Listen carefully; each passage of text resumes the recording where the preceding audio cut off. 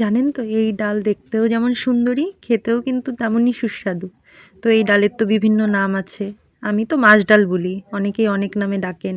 তো এই মাছ ডালটাকে সুন্দর করে ভেজে প্রেসার কুকারে 8 থেকে 10টা সিটি মেরে নিতে হবে। ও সিটি মারার সময় কিন্তু কাঁচা লঙ্কা আর লবণটা অবশ্যই দিয়ে দেবেন। তো সিটি মারা হয়ে গেলে ডালে হলুদ দিয়ে লাউ আর ডাঁটা দিয়েছিলাম আমি, ওটা দিয়ে আবার আরেকটা সিটি মেরে নিয়েছি। আর এদিকে কড়াই ফোড়ন দেওয়ার জন্য কড়াতে তেল দিয়ে শুকনো লঙ্কা, তেজপাতা, সাদা জিরে আর কালো জিরে মিশিয়ে দিয়েছি আমি। আপনারা চাইলে 5 ফোড়নও দিতে পারেন ফোড়নে।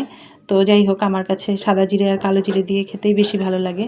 তারপরে একটু আদা জিরে বাটা দিয়ে সুন্দর করে কষিয়ে নিয়ে ডালটাকে ঢেলে দিয়েছি।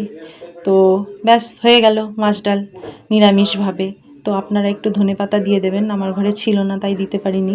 তো যাই হোক, ডালটা কিন্তু খেতে খুবই সুস্বাদু হয়েছিল। মাছের মাথা দিয়ে খেতেও কিন্তু খুবই ভালো লাগে। অন্য দিন না হয় মাছের মাথা দিয়ে করব।